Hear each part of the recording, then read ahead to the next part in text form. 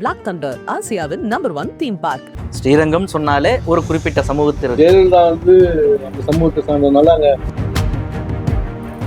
எழும்பூர்னு சொன்னாலுமே அதுவுமே அப்ப இது சம்பந்தமா ஸ்ரீரங்கத்தோட சட்டமன்ற குறிப்புகளையும் அது எதுலையுமே சார் வணக்கம். வணக்கம். தமிழக தேர்தல் களம் குறித்து பேசிட்டு இருக்கிறோம். கடந்த முறை ஸ்ரீரங்கம் சட்டமன்ற தொகுதி பத்தி பேசணும். அதுல குறிப்பா நீங்க ஒரு விஷயம் சொன்னீங்க, அதாவது ஸ்ரீரங்கம் சொன்னாலே இந்த குறிப்பா முத்திரையர் சமூகத்திற்கான தொகுதி அப்படிங்கிற ஒரு பார்வை இருக்கு அப்படின்னு அதுக்கு ஒரு உதாரணத்தை சொன்னீங்க. சமீபமா அந்த சமூகத்தை சார்ந்தவர்களை வேட்பாளராக நிறுத்தப்பட்டதுனால அப்படி ஒரு பிம்பம் உருவாக்கப்பட்டுச்சு. ஆனா அடிப்படையில அது வேற அப்படிங்கறது நீங்க அப்படி சொல்லியிருந்தீங்க.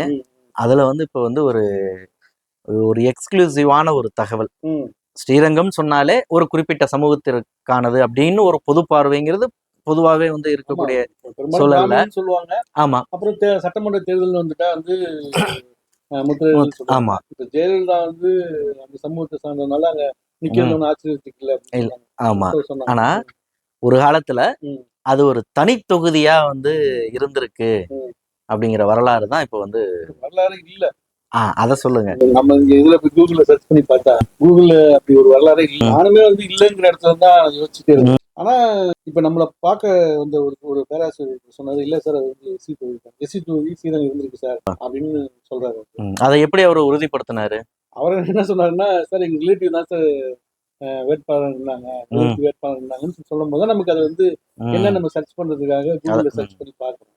பார்த்தா ஒண்ணும் தெரியல. அப்புறமேலு எலெக்ஷன் கமிஷனோட அந்த பட்டியல்ல போய் பார்த்தா அந்த குறிப்பிட்ட வருஷத்துல ஸ்ரீரங்கம் 1971 அதாவது குறிப்பிட்ட அந்த ஒரு தேர்தல் மட்டும் தனி தொகுதியா அது போட்டிட்டு இருக்காங்க. ஸ்தாபன காங்கிரஸ்ல இருந்து ஜோதி வெங்கடாச்சலம் அப்படிங்கிற, இன்னும் சொல்ல போனா இதுல தனி தொகுதியா இருந்தாலும் அதுல திமுக அந்த எதிரில் போட்டியிட்டது ரெண்டுமே பெண் வேட்பாளர்கள்ங்கிறது கூடுதல் தகவல். அதை பதிவு பண்ணணும். அவங்க ஸ்தாபன காங்கிரஸ் சார்பில் அவங்க போட்டிட்டு இருக்காங்க. அதை எதிர்த்து போட்டிட்டது திமுக தரப்புல இருந்து ஆர் காமாட்சி அம்மாள். அதுல ஸ்தாபன காங்கிரஸ் தான் ஜெயிச்சிருக்கிறாங்க. காமாட்சி அம்மாள்ங்கிறவங்க 2வது இடத்தை தான் அவங்க பிடிச்சிருக்கிறாங்க. ஜோதி வெங்கடாச்சலம் தான் ஜெயிச்சது. ஆமா, ஜோதி வெங்கடாச்சலம். நீங்க அவங்க ஜோதி வெங்கடாச்சலத்தோட நம்ம ப்ரொஃபைல்ல போய் பார்த்தா கூட அந்த தனி தொகுதிங்கிற இடமே இல்ல. விக்கிபீடியாலே என்ன போட்டிருக்காங்கன்னா அவங்க ரங்கூன்ல பிறந்தவங்க. அங்க வெங்கடாச்சலம் அப்படிங்கிற ஒருத்தர் கல்யாணம் பண்றாங்க. அது கலப்பு திருமணம் பண்றாங்க. கலப்பு திருமணம் தான் இங்க அண்டர்லைன் பண்ணிக்கணும். கலப்பு திருமணம் பண்றாங்க. சாதி அடுக்குமுறையில் கணவனின் சமூகத்தை விட ஜோதியின் சமூகம் உயர்ந்த நிலையில் இருந்தது குறிப்பிடத்தக்கது அப்படின்னு சொல்றாங்க. அப்ப இவங்க சாதி மாதிரி இவங்க சொல்றாங்க. அவர் தலித் சமூகம் போல இருக்கு. அப்ப அந்த கணவர் வெங்கடாச்சலம் சென்னையில ஒரு பெரிய தொழிலதிபராக இருந்திருக்கிறாரு, ஷெரீஃபாவும் இருந்திருக்கிறாருன்னு சொல்றாங்க. கல்யாணத்துக்கு பிறகு ஜோதி சமூக சேவைகள் எல்லாம் இருந்திருக்காங்க. அப்புறம் காங்கிரஸ் கட்சியில சேர்றாங்க. அப்ப 1962லயே இந்திய தேசிய காங்கிரஸ் கட்சியோட வேட்பாளர் எழும்பூர்ல நிக்கிறாங்க. எழும்பூர்னு சொன்னாலுமே அதுவுமே ஒரு தனி தொகுதியா இருந்தது தானே. அப்ப திமுகவோட அன்பழகன் எடுத்து போட்டி போட்டு ஜெயிக்கிறாங்க. ஜெயிச்சுட்டு 71ல இந்திய தேசிய நிறுவன காங்கிரஸ் ஸ்ரீரங்கம், அதுலதான் ஸ்ரீரங்கத்துல போட்டிட்டு ஜெயிக்கிறாங்க. அப்புறம் அக்டோபர் 10, 1953 இருந்து ஏப்ரல் 12 வரைக்கும் சக்கரவர்த்தி ராஜா கோபாலாச்சாரியின் அமைச்சர்கள் மதுவிலக்கு மற்றும் பெண்கள் நலத்துறை அமைச்சரா இருக்கிறாங்க. அப்புறம் 62ல இருந்து 60 காமராஜர் அமைச்சர் பொது சுகாதாரத்துறை அமைச்சராக இருக்கிறாங்க. அப்புறம் கேரளாவோட பெண் ஆளுநராக இருந்தது.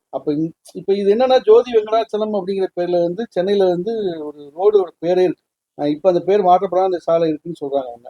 இப்ப தமிழகத்தில் முதல் பெண் அமைச்சர்னு சொல்றாங்க ஜோதி வெங்கடாச்சலம். அப்ப இது சம்பந்தமா ஸ்ரீரங்கத்தோட சட்டமன்ற குறிப்புகளையும் அது எதுலையுமே இது மாதிரியான குறிப்புகளே இல்ல.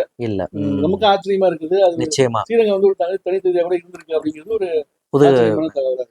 ஆனா இப்ப என்னதான் இப்ப இன்னைக்கு தட்டின உடனே ஏஐ நமக்கு தகவல் கொடுத்தது, விக்கிபீடியா தகவல் கொடுத்துருதுன்னு சொன்னாலும் அதை நம்ம ஒரு முறைக்கு இருமுறை மேனுவலா தான் அதை சரிபார்க்க வேண்டியது இருக்கு. மனிதர் நேரடி சாட்சி இருந்ததுனாலதான் நம்ம இந்த தகவலை உறுதிப்படுத்த முடியுது, தேட முடியுது. தேடுறப்ப இந்தியன் எலெக்ஷன் கமிஷன்ல அது இருக்கு, அதிகாரப்பூர்வமான ஒரு அறிவிப்பா இருக்கு, அதுல இருக்குது. ஆனா நம்ம பொதுவா நம்ம தேடுறப்ப அப்படி ஒரு ரெக்கார்டே இல்ல. ஸ்ரீரங்கம் எஸ்சி தொகுதி இல்ல, எஸ்சி தொகுதியா இருந்தது இல்லங்கிற மாதிரிதான் நம்ம சொல்ற மாதிரி இருக்குது, நமக்கு தெரியும்.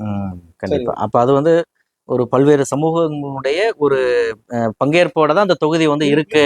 ஒரு குறிப்பிட்டதுக்கானது இல்லைங்கிறத தான் இதுல இருந்து சொல்ல வரோம். ஸ்ரீரங்கத்தை பொறுத்த வரைக்கும் உத்திரர்கள் என்ன அளவு இருக்கிறாங்களோ அதே அளவுக்கு தலித்து இருக்கிறாங்க, அதே அளவுக்கு உடையார், சற்றும் குறைய உடையார் இருக்காங்க. அப்ப எல்லா சமூகமும் சேர்ந்ததுதான் அந்த ஒரு தொகுதி.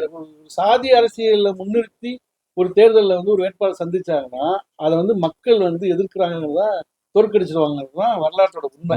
இப்ப ரெண்டு சைடுமே ஒரே சாதியா இருக்கிறப்ப யாரோ ஒரு அது ஒரு அரசியல் ஒரு டாக்டிக்ஸ் தான் நம்ம சொல்ல முடியும்.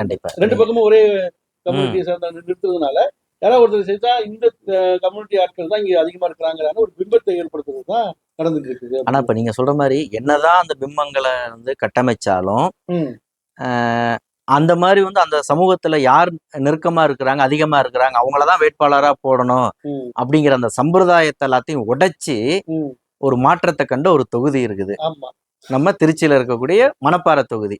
அதை பத்தி அடுத்த வீடியோல பேசுவோம். எக்ஸல் குரூப்ஸ் மாறு மாற்று மக்களுக்கான நேர்மையான சமூக பணி என்றும் தொடரும். Excel groups Muruganandam.